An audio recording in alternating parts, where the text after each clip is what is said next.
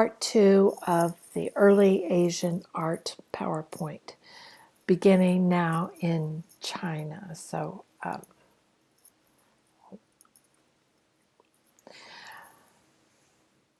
where China has a very, very long, rich history, and we're just not going to spend a lot of time looking at the ancient stuff.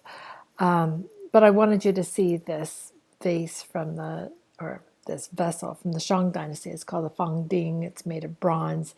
It was buried in a tomb, which, as you know, tells us that they believe in an afterlife, and we'll see more evidence of that very soon.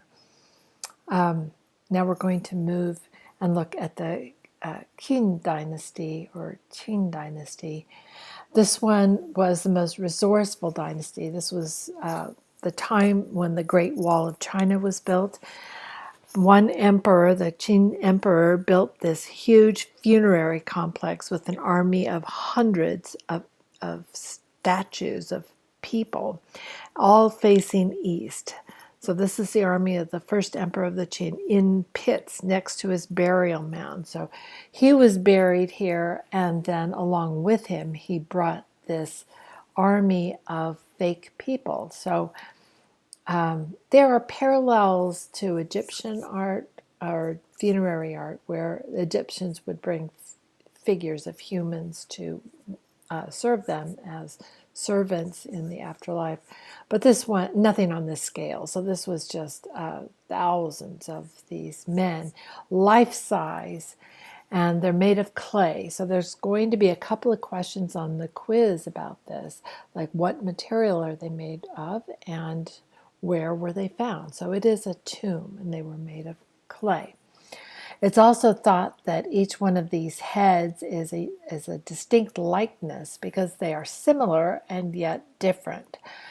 So it's thought that the heads were done as sort of portraits of real individuals, as real men in the army, and the bodies were sort of mass-produced, and then the heads stuck on them like a cork in a wine bottle. So here's a body without a head. You can see how there's a hole there.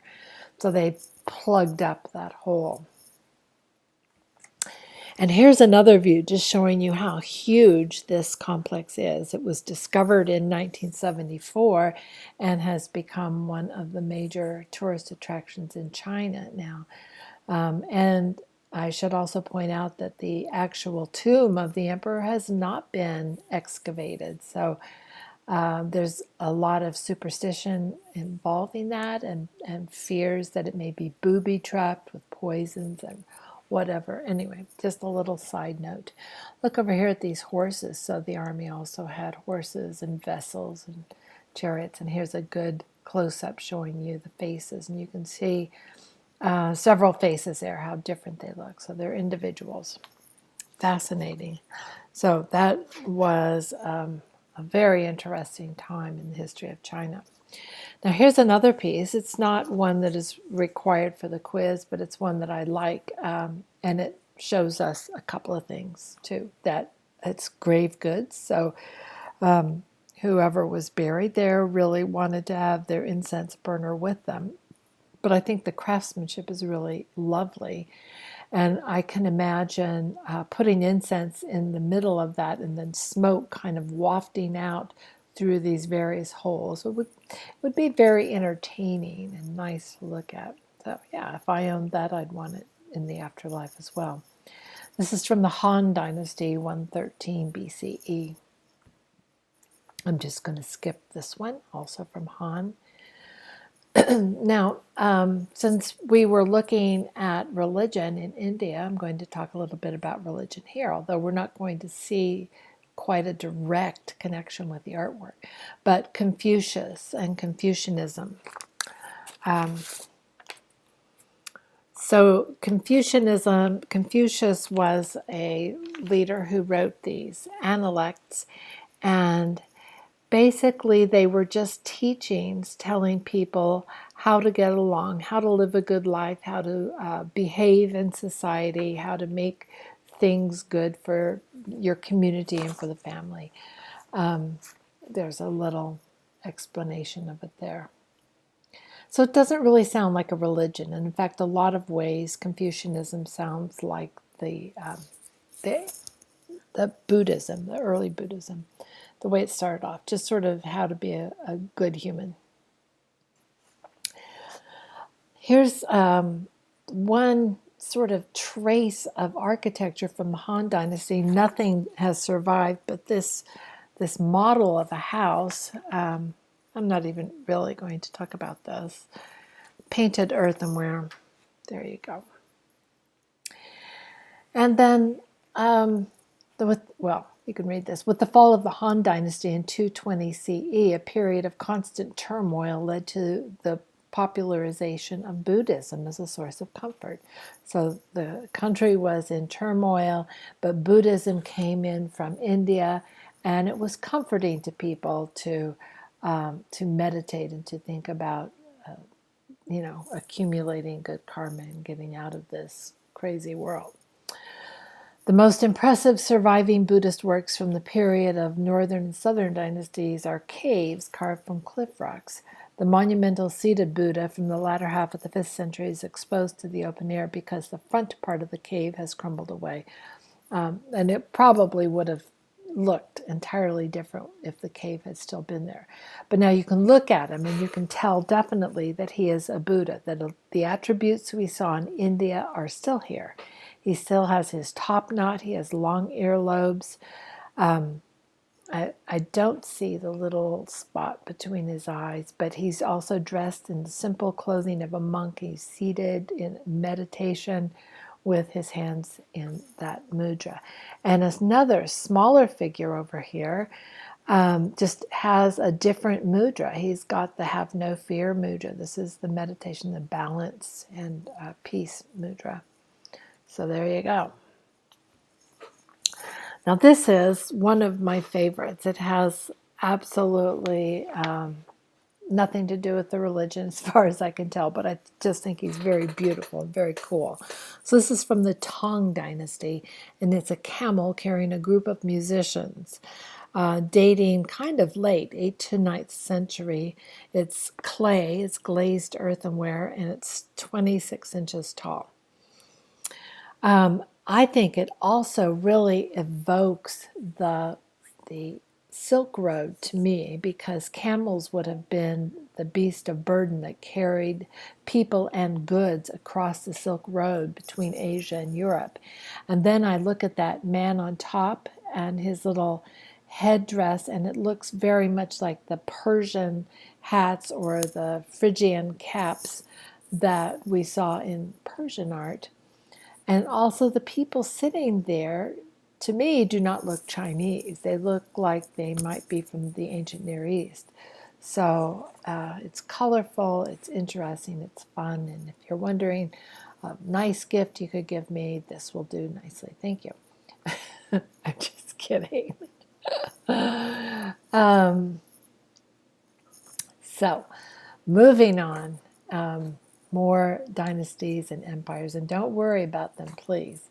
A policy of religious tolerance was adopted, and virtually the entire country adopted a Buddhist faith.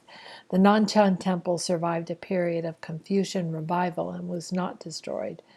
Sounds like the Confucius followers got a little bit iconoclastic there. The architecture of the Nanchang Temple has overhanging eaves supported by recognizable Chinese brackets. A base system is typified by a cubic unit of space formed by 4 posts. The bay functioned as a module, or a basic unit of construction in Chinese architecture. So here's this tiny little Nanchang Temple.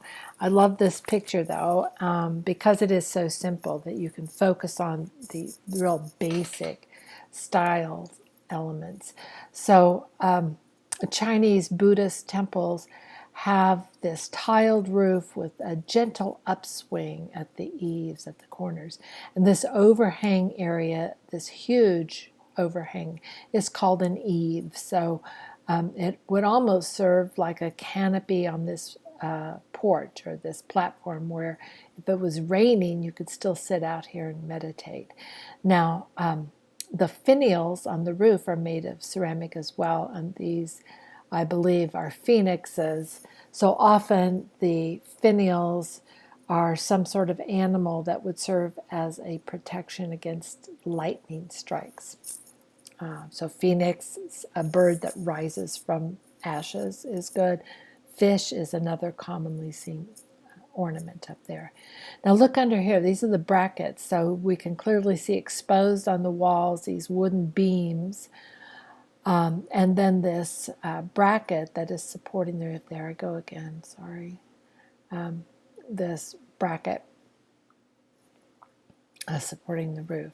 So this is Chinese style, and we stop and we point it out because Buddhism is going to become such a big thing that when it moves to other countries, it will take along with it this style of architecture. I hope you will see. I will point it out to you. Calligraphy is an art form in China, and it was collected. The Chinese culture, the upper crust, the royal court, and all of the nobility developed very refined tastes, and they would write poetry, and they developed a beautiful handwriting, so it becomes an art form. The appreciation of art is also very Chinese. So, and here's a pagoda in China, the Great Wild Goose Pagoda. And again, just want to point out the structure and the style of this building in front, the temple in front. The pagoda would have been thought of as a reliquary, or in there would have been something associated with the Buddha, and I have no idea what it was. But I like looking at this and seeing the similarity between this and the Nanshan temple that we just saw. So finials on the tile roof. There is a gentle upswing. There's a wide eave and wooden brackets down there as well. So that's it for China. I think your main lesson there is that Buddhism comes in, Buddhism becomes very big, it develops a very specific style within China, and then we're moving on. So now in Korea, going back slightly in time from 57 BCE to 668, the Three Kingdoms period, there were large tomb mounds built during the 5th and 6th centuries, and they are enduring monuments. This headdress was made from gold and embellished with jadeite, and it was found in one of the tombs. So again, the presence of grave goods shows us strong belief in an afterlife. And there you go. It's just gorgeous, I think. Now, from China, which is attached, Korea is a peninsula attached to the mainland, so very close to China. So this meditating bodhisattva is from the early time of Buddhism coming into Korea.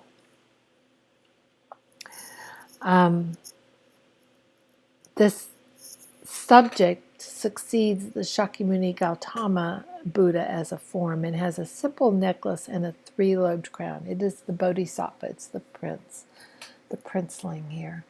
So you can't see if he has a top knot because his crown hides it, but he's got long earlobes. I think he's extremely graceful and beautiful. And in a bodhisattva image, you notice the presence of kind of expensive clothing, something other than a monk's robe. But there are other attributes of the Buddha that are present, so that's how you know it's him. So Korean sculptors had created a distinctive style by the 6th century, which can be seen in the image of the seated bodhisattva. The slender body, elliptical face, elegant drapery, and tri-lobed crown are unique to courtly Korean style. And he will show up also on the quiz. I will just ask you what country he's from. I hope he looks different enough to you that you will remember this fellow coming from Korea. See, we didn't spend long in Korea. Now we're jumping over to Japan. We're going to spend a little bit longer there. This slide might be interesting. It's the Old Tombs period. They made these little clay figures, which are obviously humans, but very stylized.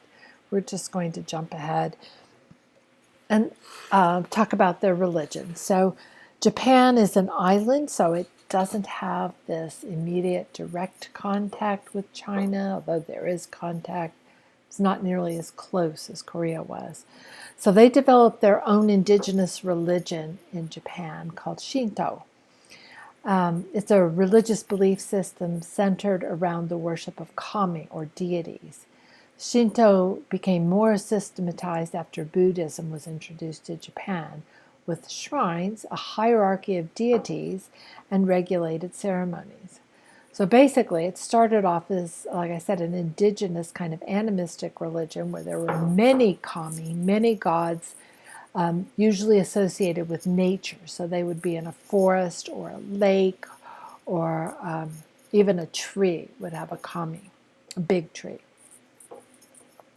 And of course, the country of Japan was watched over by more powerful, higher up kami. This is the only place where kamis were believed to exist, was Japan. So you could not practice Shinto in Korea or China because kamis only lived in Japan. And then what that slide says is that when Buddhism came, Shintoism morphed into something that looks more organized. And I think that may have been a self-preservation move, because Buddhism came in with its architecture, its hierarchy. It was, by that time, it had morphed into a very specific religion and maybe even deities. It's different. So Shinto ups its game quite a bit.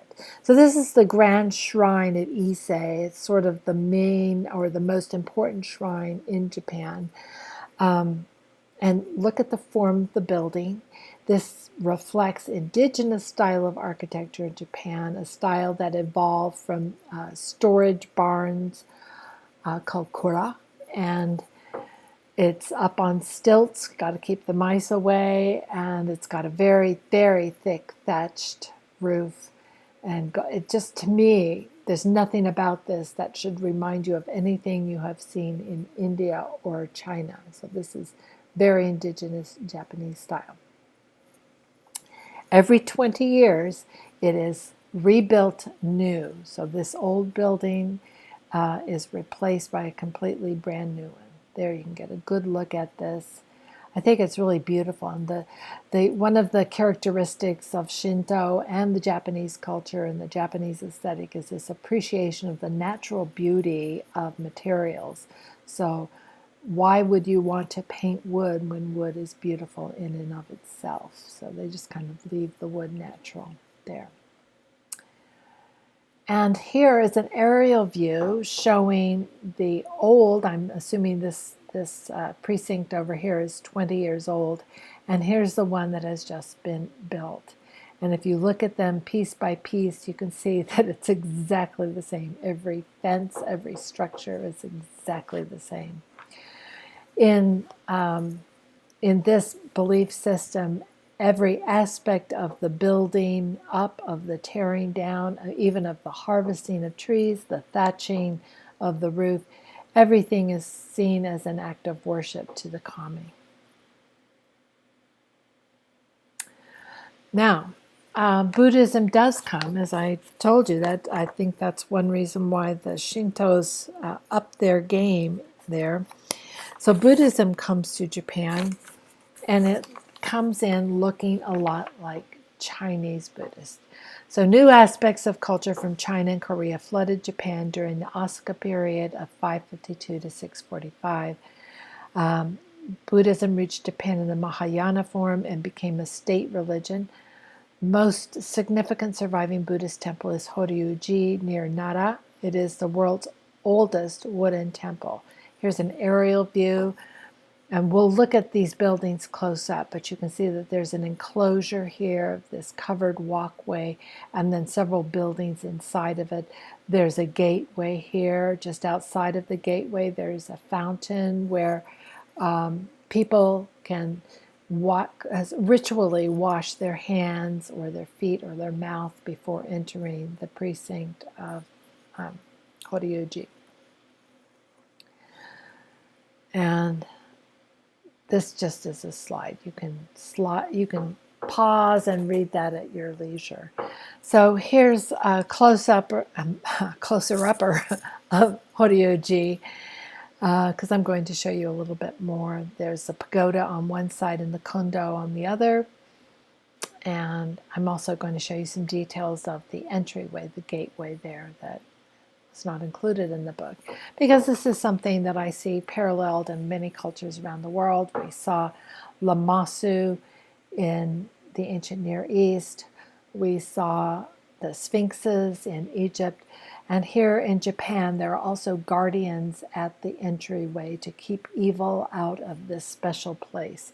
So there's two large figures that appear to be kind of monstrous, angry men making scowling faces and threatening, looking down at the entryway, so to scare you if you're coming there with ill intent. On the inside now, on the right is the kondo at Horyoji, the inner building, and here's the little one from China that I showed you from Nanshan Temple. And just notice the brackets, the upswinging tile roofs and the wide eaves. There's a finial up there. Sorry, it's not a good enough photograph to show it to you. But I hope you see the similarity. And even like these white panels down here. Just so this style is Chinese. The Chinese culture was so strong when it came to Japan that the Japanese adopted many, many aspects of it. They keep a few things of their own, like Shinto is their own. And they tweak some of the Chinese stuff, but a lot of it comes right in, including the writing style, the love of poetry and calligraphy, all of that comes in. So in one of the buildings at Horyoji is this lacquerware picture of one of the incarnations of Buddha. So it's a shrine decorated with paintings in lacquer. The paintings on the Tamamushi shrine tell of the former life of the Buddha, who sacrifices his life to feed a tigress and her cubs. So what happened here? And you have to realize that the Buddha, whose story I told you in the beginning, was the last earthly incarnation of this spirit. But an earlier incarnation, possibly this is the one right before it, that acquired all that good karma for him, is shown here. So this young man went on a walk, and as he walked, he looked down into a ravine, and he saw a tigress and some cubs down there, and they were starving. They'd fallen down into the ravine and were stuck. They couldn't get out. So out of pity, he removes his little jacket, hangs it on a tree, and then he throws his body off the cliff into the ravine, where the tigress eats him and shares the food with her cubs. So he saved the life for the moment of the tigress and her cubs. And that's how you get good karma, and that's how you cycle out. So, but that's one of the treasures there. And here's just another little bonus feature. This is called a torii, so I'm sure you've seen these before, and it's a big red gate that is indicative of a Shinto shrine. So anytime you see a red gate, either somebody is co-opting that or it's an actual Shinto monument. So torii are usually red post and lintel structures. This is the biggest one I've ever seen, what goes over a road in Kyoto and cars pass under it. So that is the end of early Asian art. There will be more Asian art coming later, so stay tuned.